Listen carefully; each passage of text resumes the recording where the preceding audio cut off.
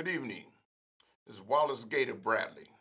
And as you know, I'm the host of the Bradley Report.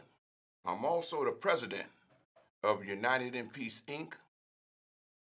There's a lot of interesting things that we're going to discuss this evening. Local politics, national politics, how the Republican Party is trying to do a coup.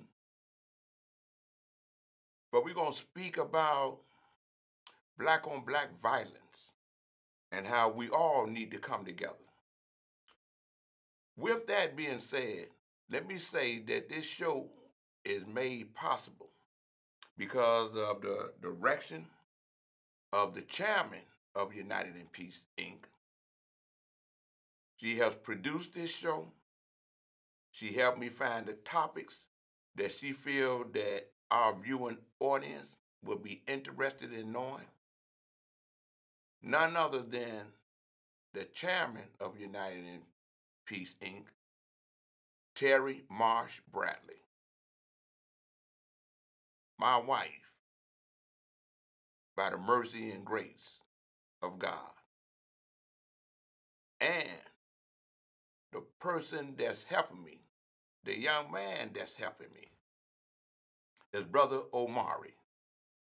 So with that being said, let me say to God be the glory. That's my story. Omari, let's go to work.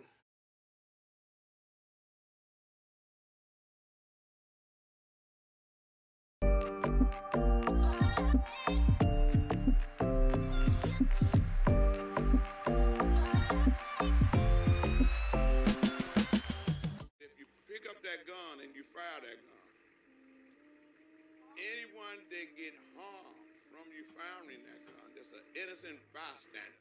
We asking the community, ostracize them, push them out, don't let them hide anywhere, don't support them, and let law enforcement do their job. The code is this. If you pick up that gun to solve your problem, I'm not endorsing violence. I'm saying you're violating the code if you discharge that weapon and innocent people get shot or killed, especially a child or an elderly person. And the community must uphold that code. He got his shoe shined. The reason that it worked in the 90s, because everyone was a part of it. Kids, women, elderly, was off limits. You didn't touch him. Didn't touch them. By ostracizing from the community, pushing you out of the community, not supporting you in the community, or protecting you in the community, so that law enforcement can do their job by apprehending.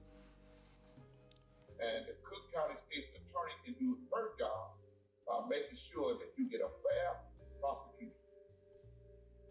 This is so that there's no retaliation in the community because you discharge or you fire that weapon at your intended partner. We all got to come together. Those of you, my name is Wallace Gator Bradley. I'm the urban translator. I'm the president of United Peace, Inc. We all got to come together to let it be known that Black lives matter everywhere. Regardless if the police shoot somebody that's black, it means twice as much to our community when someone black is shooting someone black.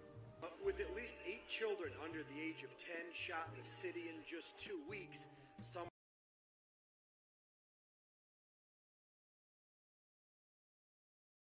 We got a technical difficulty there.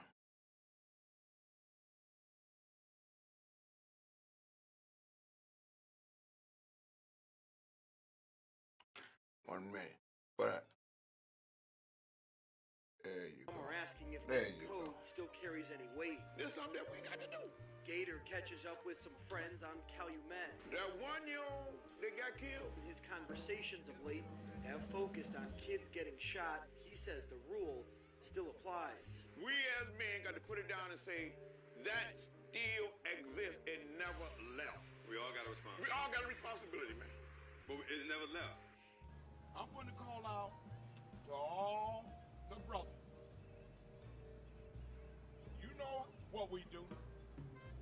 Put the word on the street that this is no longer tolerated. Me and Holmes work together and we know how it works.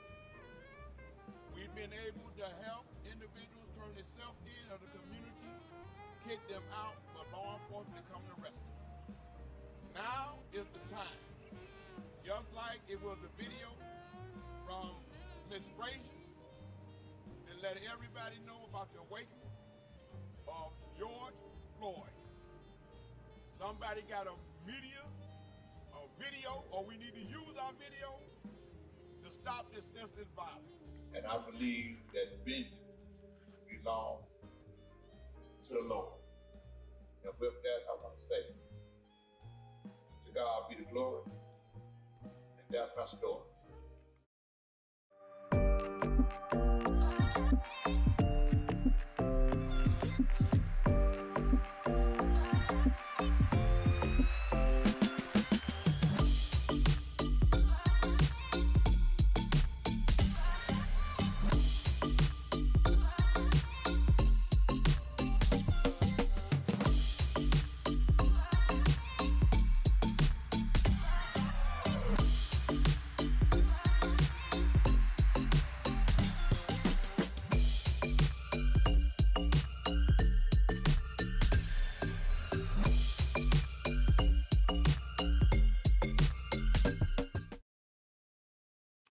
You know, you probably saw it on the news where the carjackings are happening throughout the city of Chicago. And 2 guys got arrested, but before I get into that, I want to let you know the importance of this election of President-elect Biden and Vice President-elect Harris is so key, and that the election in Georgia in January 5th, I want y'all to get on the phone, use your texts, use your Facebook, send messages to your friends and family members in Atlanta, Georgia. Ask them to please come out and elect the 2 candidates, Democratic candidates, to the Senate to stop this madness that Trump and Mitch McConnell is trying to do to disrupt democracy in this country, okay? I want you to pay attention to this story right here.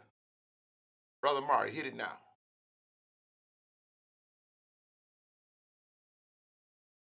Signed on to a case filed with the Supreme Court, the United States Supreme Court, by the Texas Attorney General, which attempts to simply throw out all of the votes that were cast in Georgia, Pennsylvania, Michigan, and Wisconsin, just throw out those votes and then let the Republican legislatures in those states choose electors for the Electoral College and therefore give Donald Trump an Electoral College victory. 106 Republican members of Congress said, yeah, sure, let's do that. But that also means that 90 Republican members of the House of Representatives are refusing to go along with that idea, under very intense pressure from Donald Trump to sign on to that lawsuit. 90 House Republicans are refusing to do that. Our first guest tonight said something yesterday that explains everything we're going to discuss about what Republicans in Washington are doing today and what Republicans in Washington are not doing today. Steve Schmidt spent his professional life trying to elect Republicans, especially elect Republicans to the presidency. He ran John McCain's presidential campaign. And yesterday, Steve Schmidt said The Republican Party is an organized conspiracy for the purposes of maintaining power for self-interest and the self-interest of its donor class. There is no fidelity to the American ideal or American democracy. Those were Steve Schmidt's words. Seldom have so few words explained so much. It explains those 106 House Republicans defying democracy because they have no fidelity to American democracy, and because they are members of an organized conspiracy for the purposes of maintaining power. So, of course, there is no limit to what they're willing to say or do as members of that organized conspiracy. The organized conspiracy had a meeting at the White House today. Donald Trump hosted the Texas Attorney General, who filed the case with the Supreme Court that has been correctly labeled seditious abuse of the judicial process.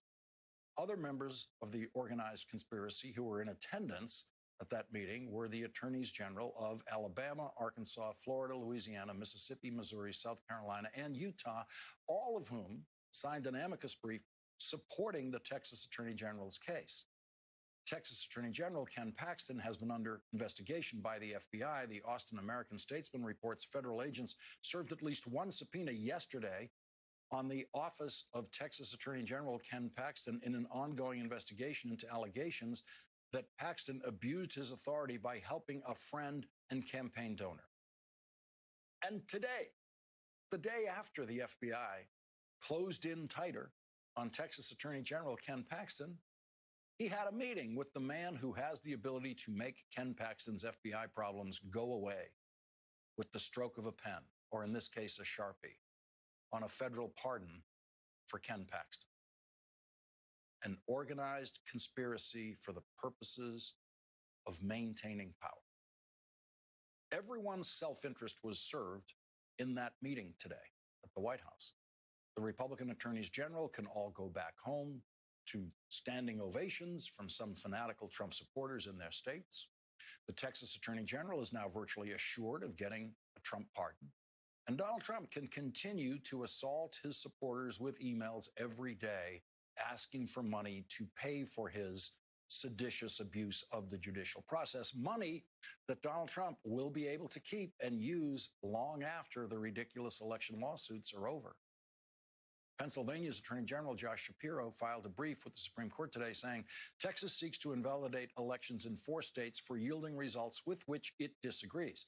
Its request for this court to exercise its original jurisdiction and then anoint Texas's preferred candidate for president is legally indefensible and is an affront to principles of constitutional democracy. Attorney General Shapiro said that the Texas Attorney General's case rests on a surreal alternate reality. Texas's effort to get this court to pick the next president has no basis in law or fact. The court should not abide this seditious abuse of the judicial process and should send a clear and unmistakable signal that such abuse must never be replicated. Ohio's Republican Attorney General, Dave Yost, filed a Supreme Court brief opposing the Texas case, the Texas Trump case. Republican Attorney General Dave Yost said the courts have no more business ordering the people's representatives how to choose electors than they do ordering the people themselves how to choose their dinners. Donald Trump has joined the case in an amicus filing to the Supreme Court supporting the Texas case. That means that Donald Trump personally will once again suffer the full humiliation of defeat when the Supreme Court unanimously rejects the Texas case, as is a virtual certainty. While 106 House Republicans were playing games with the Supreme Court today, all of the House Republicans and all of the Senate Republicans were doing absolutely nothing. Nothing is what they do. It seems to be the only thing Republican members of Congress know how to do. Nothing.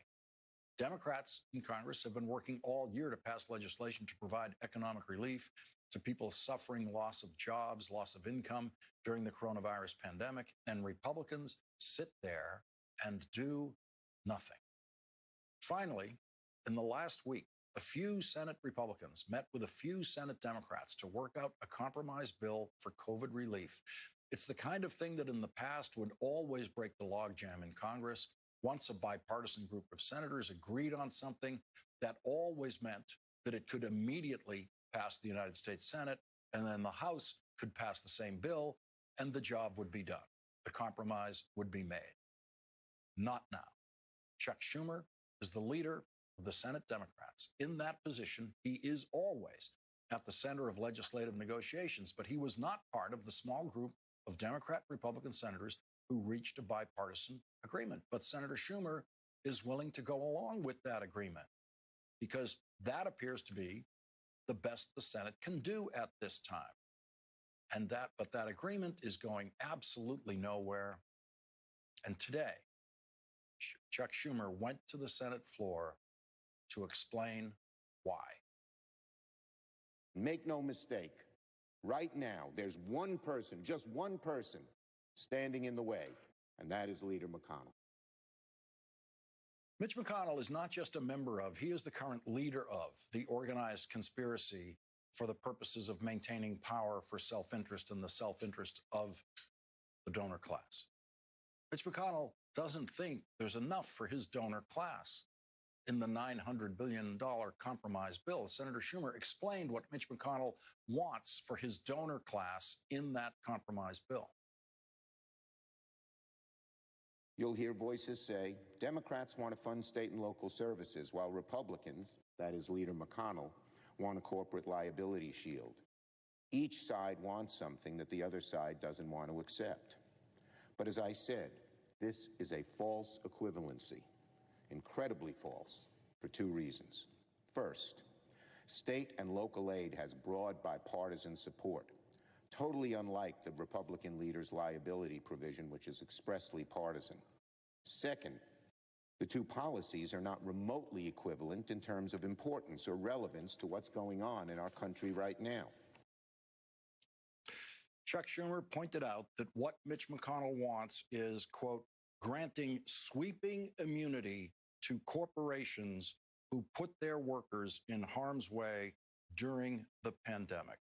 That's what Mitch McConnell wants. He thinks Donald Trump should be able to bring any frivolous lawsuit he wants, no matter how abusive of judicial process, but he does not think that those workers in that meatpacking plant in Iowa that Rachel reported on, who were dying from COVID-19, should have the right to sue that company where the managers in that plant were actually betting on how many of those workers would get COVID-19. In Mitch McConnell's America, you don't get to sue an employer who recklessly and willfully injures you, kills you. You don't get to sue for wrongful death for that in Mitch McConnell's America. Donald Trump gets to sue any state he wants if the people in that state voted against Donald Trump. Steve Schmidt's words explaining all of this are certainly worth repeating one more time and perhaps many more times after tonight. The Republican Party is an organized conspiracy for the purposes of maintaining power for self-interest and the... You know, what he is saying is that the Republican Party, up under the leadership of President Trump, who lost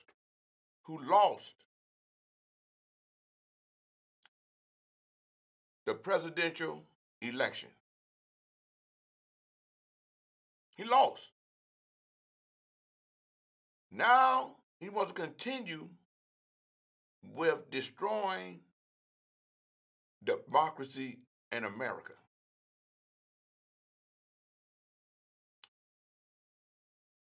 He acts as if he's God, but he's not God. Mitch McConnell, from what this guy just explained to us, is doing things to protect corporations and not protect the well-being of Americans, be they Republican or Democrat. I bring that up because I'm a true blue Democrat.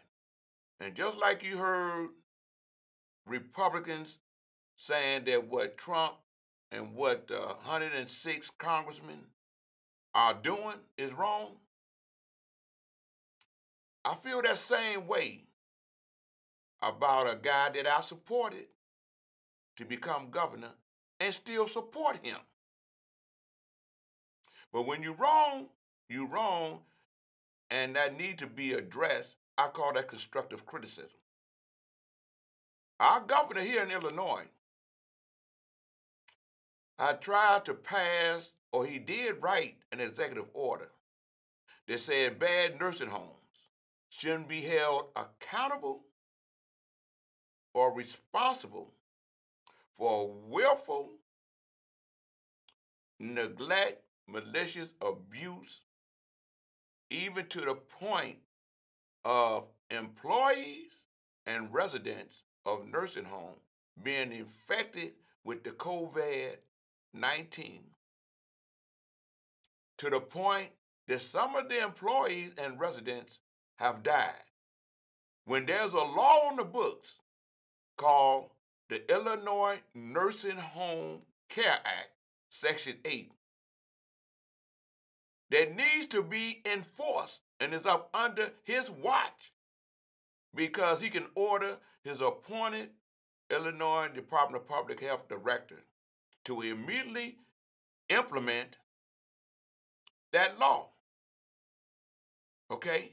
And what it does, by him not enforcing it or ordering that that law be implemented, it ties the hands of all the state's attorneys in Illinois from doing their due diligence,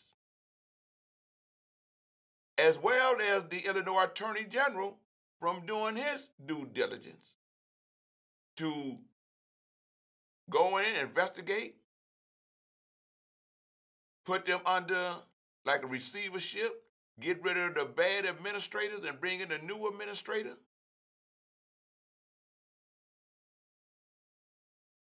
And by him not giving that order, he makes it where the nursing homes can continue to do what they're doing. In 2018, he gave the nursing home $218 million. Bad nursing homes. And he know they're bad nursing homes because he has their names on the list of bad nursing homes. Now that the vaccine is in place or about to be in place, now all of a sudden they're talking about the importance of the nursing homes being able to get the vaccine, the residents, as well as some of the employees. Okay, because the employees of the nursing homes are frontline, just like the nurses and doctors that's in the hospitals, or the police officers and the ambulance people, all the frontline people. But if you're giving that responsibility to bad nursing homes that's breaking the law, and there's no check and balances, you, Governor, are responsible and accountable from March till now, because you know they're bad nursing homes.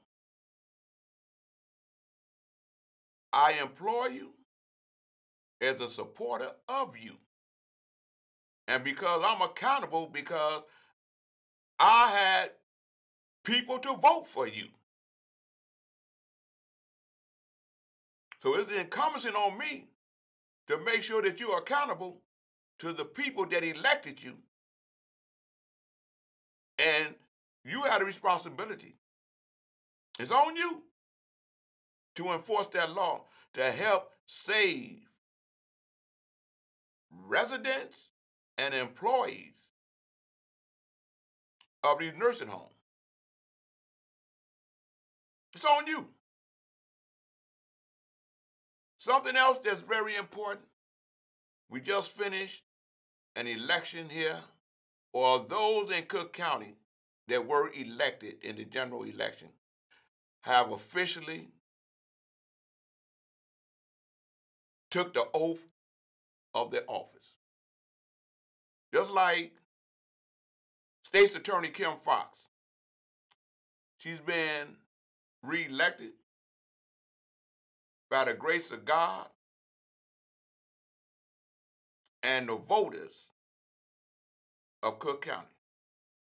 She has appointed 3 women to key leadership positions. The state's attorney's office called the appointments a history-making move, noting it was the first time the positions were simultaneously will be held by 3 women. Brother Amari, could you bring that up a little bit?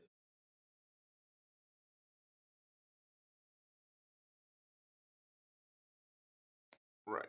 Yeah, come up some more. Come up some more. Right there. The 3 key leadership positions in the Cook County State's Attorney's Office will be held by women for the first time in history. The office announced Wednesday the appointments of Jennifer Coleman as first assistant, Raza Lanier as chief deputy, and I believe that is Natasha Toller as bureau chief of criminal prosecutions were announced 2 days after Kim Foxx was sworn in for her second term as Cook County State's Attorney. The State's Attorney's Office called the appointment a history-making move. Okay? Kim Foxx stated, "I am excited to have the experience of these veteran prosecutors as a part of my executive leadership team to advance the critical work of this office," Foxx said in a statement. Their dedication to public service and commitment to their colleagues and staff is exemplary, which will serve. Could you bring it up a little bit more, Omar? Right there. The leadership, which will serve this administration well as we continue to renew focus on criminal justice reform for the people of Cook County. Coleman is a 25-year veteran of the prosecutor's office, having previously worked in the domestic violence, felony review, and narcotics divisions. She replaces former assistant state's attorney Joseph Magats, I hope I pronounced this right, who retired in November. Lanier has successfully prosecuted several high-profile cases, including the trial of Shomari Leggett, I believe that's his last name, who was convicted of murdering a Chicago police commander, Paul Bueller. She was also the first Black woman to lead the office's Criminal Prosecutors Bureau. Toller has been a prosecutor with the office for 15 years, previously serving as deputy supervisor for the Felony Review Division. That is key. So we don't have to worry about no more slip-ups. You follow what I'm saying? And it's great that the voters of Cook County made the move for Cook County State's Attorney Kim Foxx to be reelected. I want to say to all the voters, the supporters, the volunteers, the political staff, as well as her staff in the office because of the work that they had did the first 4 years, and let the voters know that Kim Foxx was entitled to be reelected. I want to say hurrah, hurrah, hurrah. And I want to say to God be the glory. All right, let's move on. Let's get to the next one. there's a piece that's happening where these two guys, they are known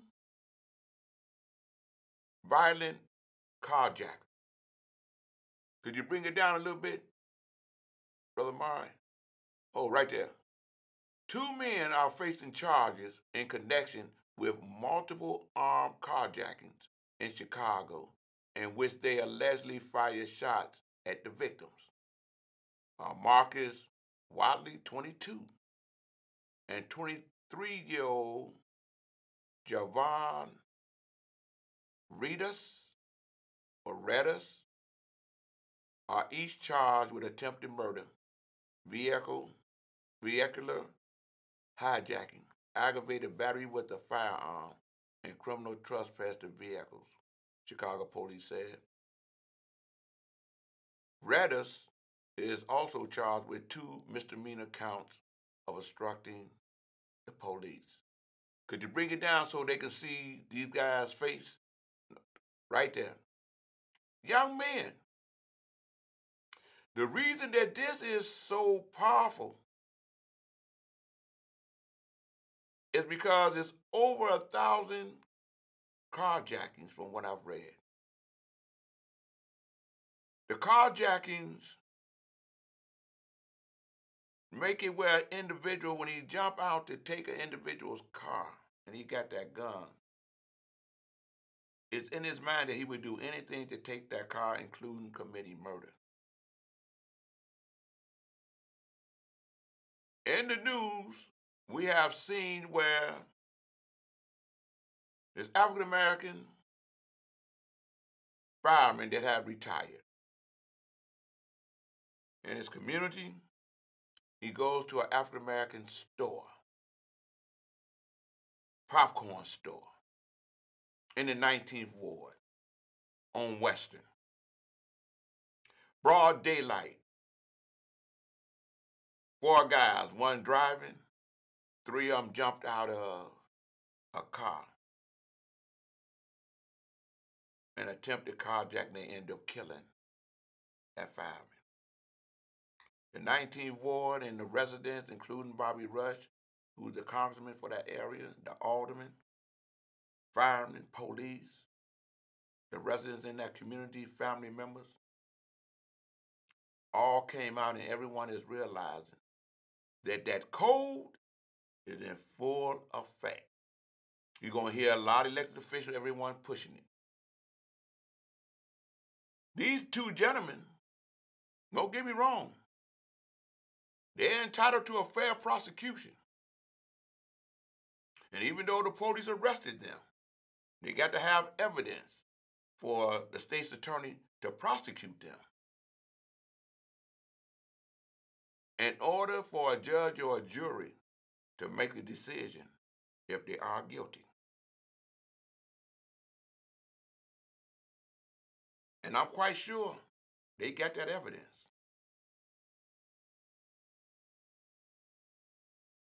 The brothers, the young brothers, there's a video I'm going to show you that's going to come up that's going to show how they carjacked that fireman in broad daylight. They're doing this in broad daylight. I'm from the low end to the wild hundreds.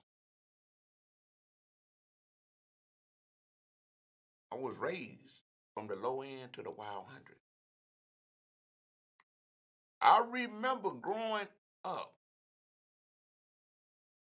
where Western was known as a safe zone. Even though growing up, we had to fight the white guys up there because they didn't want African Americans to come up there. You used to go skating on 111 in Western. There was a skating rink up there. And we had to fight to get up that hill to go skating. Had to fight to come down that hill to go home. there was a violent encounter at Loom's restaurant that me and my wife and others, black, white, Hispanic, on Sunday after church, everyone would go there to eat. Guys came in there, shot the place up, killed someone. Innocent people got shot. Destroyed the atmosphere, and here we come again. And we're going to get into that story. Brother Mari, what's the next one? This video I'm going to show you is a young man at 102, historian, Timuel Black, turns 102. This was put together because there's a new online called On Air news piece that's getting ready to happen. I want to tell you what it means. On Air stands for Online Network of Associated Internet Radio Hosts. I'm one of those. It is an ever-expanding global network of conscience-raising news reporters and commentators in radio, TV, and print communications. African-American owned and operated. African-American owned and operated. On Air is a complete source for uplifting and informative daily news and commentary. We coming hard, we coming right. With this new paradigm, look what this young man is doing. This is what 102 look like walking up to the second floor.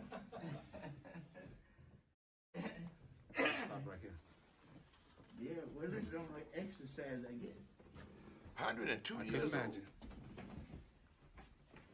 102 means God love you. That's right. He's got one more step to go, fellas, everybody. And there he is. Second floor. Dr. Timuel Black, 102 years old. God bless him. Oh, it is happening no fault. Okay, thank you. Take care. Any last remarks for me? Leave the balloons Thank you. downstairs. I'm gonna Get the have them mail. trashed. You That's get the the mail? I get it. Okay. Dr. Black, it was an honor and a pleasure to be here with you, sir. You I mean a am lot to honored. me and everybody else. And I again, am happy honored. birthday for 102. That means John and my family loves you. Thank you. All right, Zenobia, make sure you get these. Okay, thank you. That's what the On Air piece is about. He's an icon, historian, 102 years old, and his mind is sharp. Remembering everything, all the presidents he has talked to. Was very instrumental in the campaigns 1984 and 1988 when Reverend Jackson ran to become president. Was instrumental in the election of Clinton. Was very instrumental in the election, both elections, of Barack Obama. Very instrumental in the Obama Museum that's going to be built.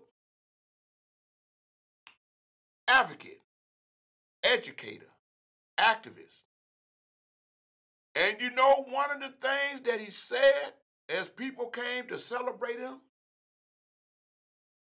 was that he was glad that he lived to see Trump get defeated by Biden and to see an first woman who happens to be African-American descent and Asian descent to be elected by the people of the United States to be the first vice president. That's why it's so important that we call the people that we know. Go on your Facebook pages. Go on your TikToks. Go on your Instagrams. And let everyone on your pages know if they know someone in Atlanta, family member, friends. Tell them it's very important that they get out there and elect those two Democratic candidates to be the United States senators so that Mitch McConnell and those Trumpeteers will not do to Biden and Harris what they did to Obama and Biden.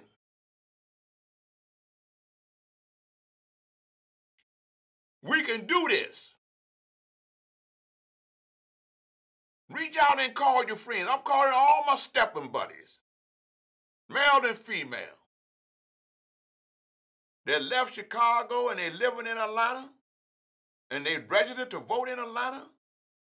I'm seeing where 95.1 FM, the stepping station. I'm seeing where V103.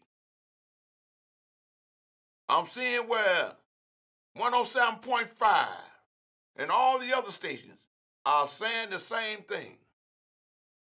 Get out there and vote. Now, this is the video I want you to pay attention to.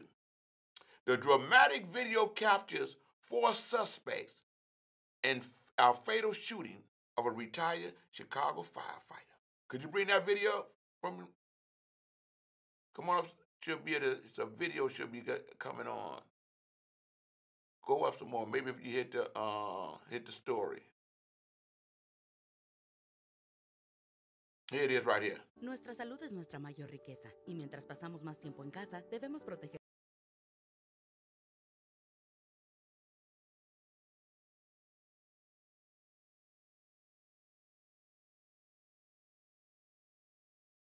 Here it is.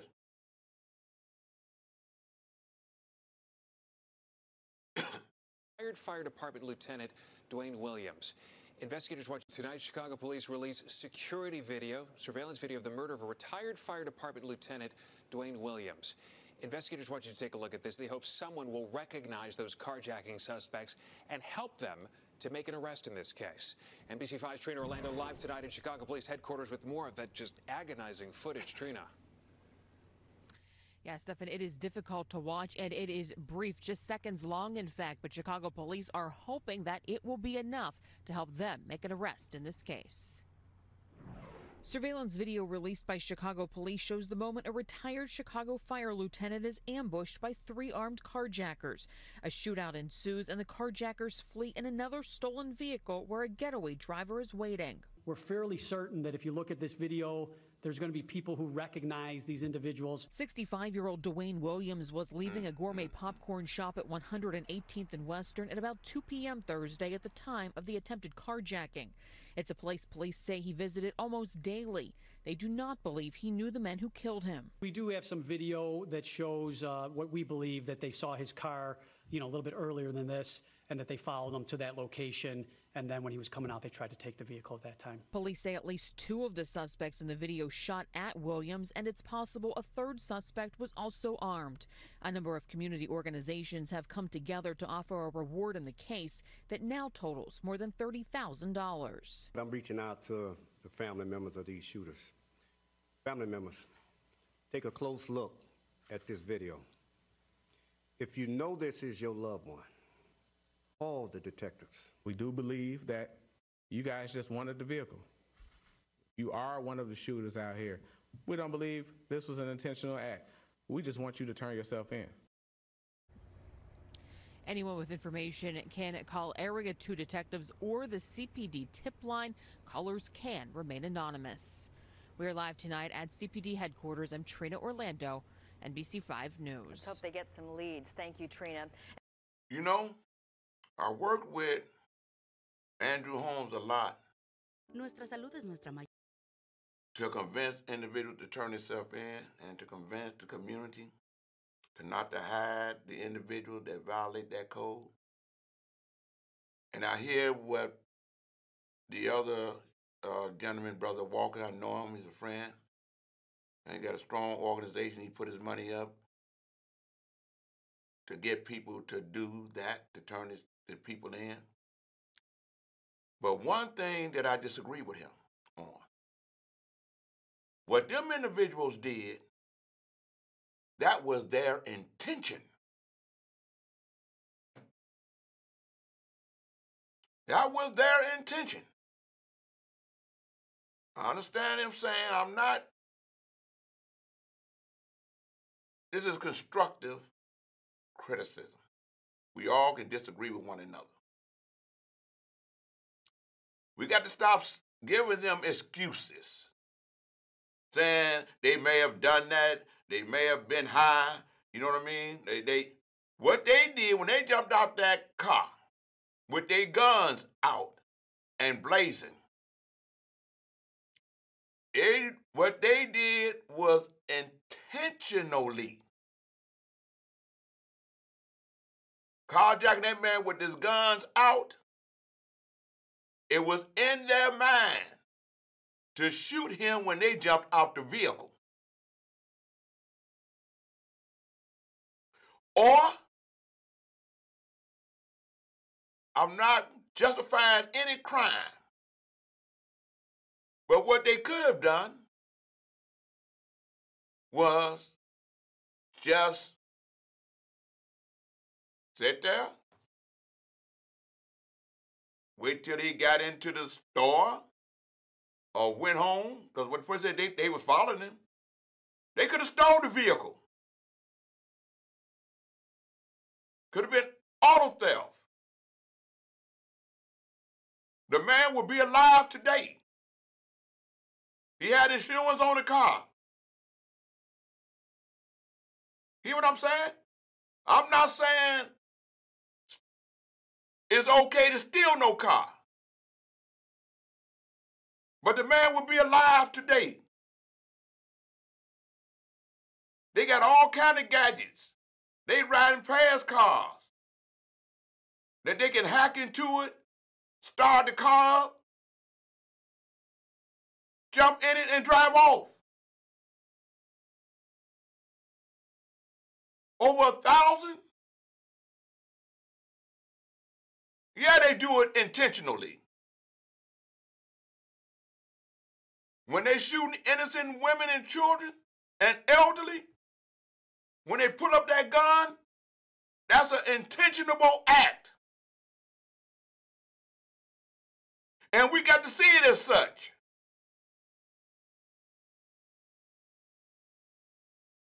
That's how we got to see it. That's how it is.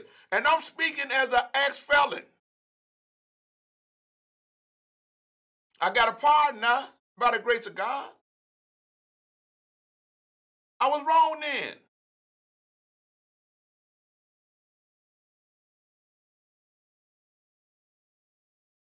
When the individual pulled that weapon in an armed robbery, the thing that's in his mind, don't turn this into a murder. If you don't give up your valuables, you may not even have any money. 98.9% of the time, you're going to get shot.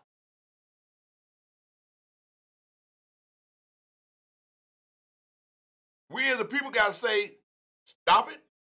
If you know that may have been your relative, because they're going to get caught or they're going to be found. However way God want to bring that justice down, it's surely going to happen. It's surely going to happen. All vengeance belongs to God.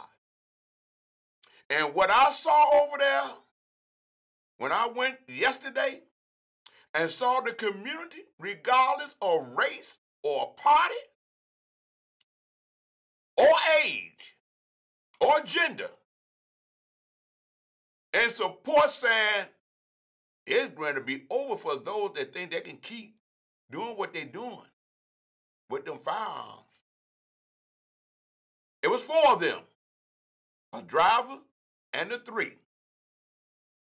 you can rest assured one of the four has already talked to a loved one or whoever they getting their drugs from. They having problem with their conscience. And the one that feel that they did the less is going to tell on the ones that they feel did the most. And the ones that did the most is thinking about that right now. We got to stop this. It's known as a no violence zone. The black business. What if it was a white business? It would be wrong. I'm just saying that we all got to work together, united in peace, to do all the things that we can in the name of public safety and community policing. It can be me tomorrow. And I'm saying this. Do for me as I do for you. If an individual harms you or your children or everything else, I'm out there on the front line with everybody else saying, dude, you got to turn yourself in so there won't be no retaliation and more violence. We as a people, especially African Americans, when there's black on black crime, we got to stand up and shut it down. It's simple. Start by telling your children, your nieces and your nephews, your sisters and your brothers, if you're involved in senseless violence, the shooting and killing of women, children, and the elderly, and men and women, if you involved in the rape and abuse of women and children, and if you disrespecting, and if you robbing an elderly, there's no place for you in our community. You got to ostracize them because they made that choice. Whether they your son, your brother, your sister, your daughter, your niece, or nephew.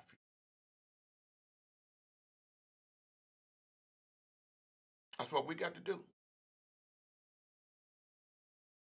That's what helped change my life around. The community said, hey, tired of that. And you got to show that you're worthy of being back in this community. The year out the penitentiary, you say you changed your life, you want a job and everything else before we even moved that way. Reverend Jackson, everyone, Jerry Butler, everyone. Willie Burrow, you name it, NAACP, elected officials, religious leaders, all segregated. For us to sign a petition to say that former Governor Jim Thompson ought to give you a pardon. I committed my crime in the 70s. I didn't get a pardon till 1990. You hear what I'm saying? To 1990. And I put in for the pardon because my mother was dying from cancer. She saw a program and said, Gator, you've been out the joint since 75. You're around Reverend Jackson and them. You're helping in his 88 campaign. Jerry Butler didn't hide you. You done did your time. You ain't on parole. Put in for a pardon. I said, okay, Mom. I'm going to go get up with Spencer League and Jerry Butler and Cecil Partee and all of them. Oh, man, put it in, I'm going to do this for you, Ma. And I got the part. She died in 89. I gave my pardon in January 1990.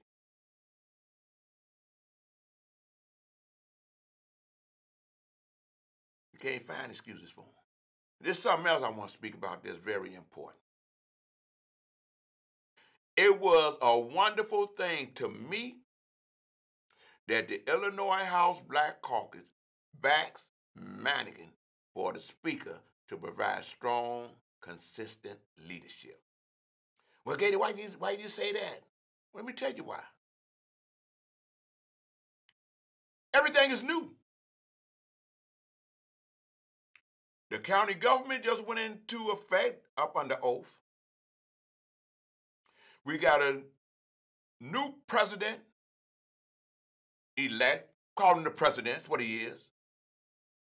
We got a new vice president, and they're about the African-American agenda.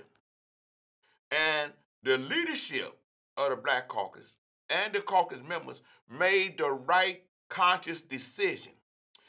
Because in order to get their agenda, the African-American agenda, passed to help African-American community, they got to do it with a leadership that they know, that's consistent. The people that talk about they don't want to be with Madigan, okay, don't be. When it came time to see out the 19 individuals that was saying they don't like Madigan, when Madigan helped them get elected, the one name that came up and said they gonna run against Madigan for the leadership, the Black Caucus said, hey, we don't know nothing about them. We can deal with someone that we know and say, hey, man, for us to be with you, this is what we want now. Name of the game is accountability. Before you come out and say that you're electable, got to be accountable now. We saw how the legislators made a decision with the cannabis law that didn't benefit the African-American community at all. Maybe now, with them supporting Madigan, and he become the speaker again, they will put together a legislation that dealing with African Americans' concerns. And since the Black Caucus have made that decision, as a whole, I'm asking that body to also ask the governor to please enforce the Illinois Nursing Home Care Act, Section 8, against the nursing homes that aren't in compliance in order to save lives of residents and employees in them nursing homes that's dying from COVID-19, and those residents that's being abused because of willful neglect in them nursing homes. And the reason that I'm saying this so strong and passionately, because when you see how many people are being infected with that disease and dying, they're African Americans. So that's an agenda, and the governor need to stand on it because it's under his responsibility. We want to allow it from a Republican governor, and we sure should not tolerate it under a Democratic governor. Can't point the fingers at Trump and saying what he did is wrong because you're telling the truth. But you got 3 fingers and a thumb pointing back at you, Governor. So Black Caucus is only right because you're going to be voting on legislation that he won't pass. The least he ought to do is implement a law that was passed by the legislators in Springfield, the Illinois Nursing Home Care Act, especially with the vaccine coming and everyone across the country is talking about abuse in nursing homes. I applaud the Black Caucus. I say hooray, hooray, hooray, hooray. And Speaker Madigan, I pray that you be appointed Speaker again by your body of representatives with a new concept of giving back to those that backed you. That's the one thing Biden said. He appreciated the African American that stood with him when he was down on that Super Tuesday. And it changed the outcome of the primary. And when he gave his first speech, he said he would not forget and let them down. Them, inclusive of me.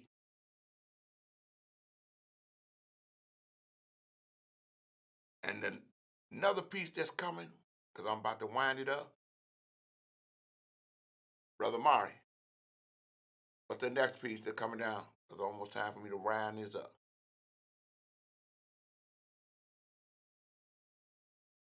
No, the next story. No, we did that one.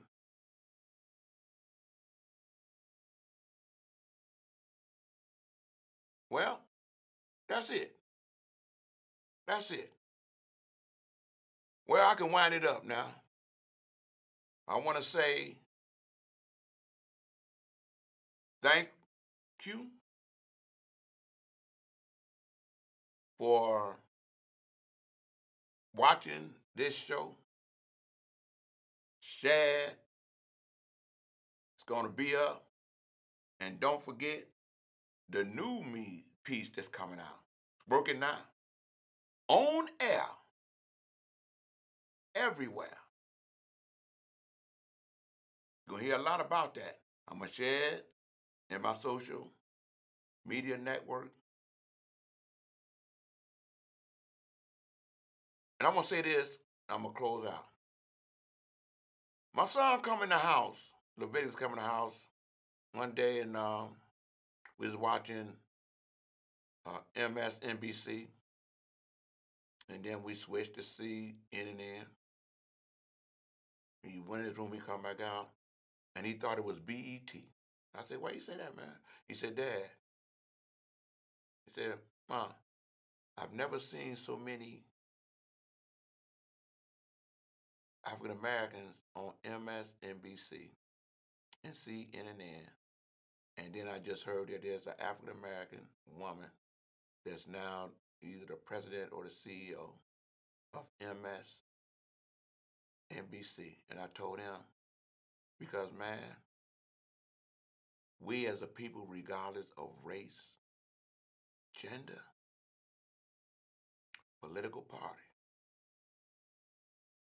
realizing we means us.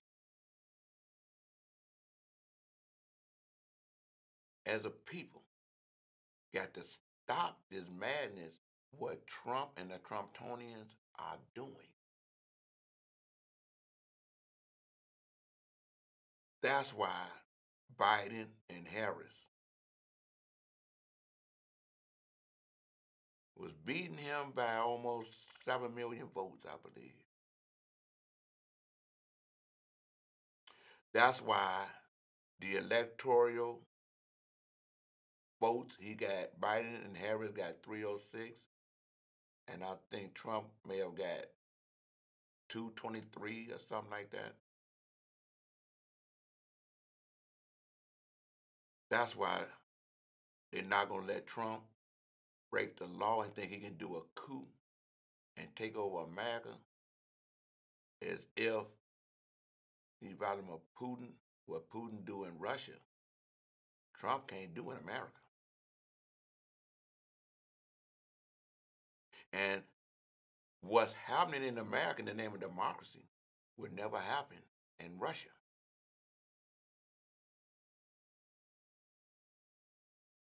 So with that, I want to say, don't choke, vote, call your loved ones in Atlanta, tell them make sure they go to the polls early, take your ID, whatever they're trying to do to stop you, be prepared when you go to the polls. Vote. They're voting early now. And with that, I want to say, to God be the glory. That's my story. And hey, don't forget to mask up, wash up, and stay prayed up. The vaccine is on the way, but the coronavirus is here to stay.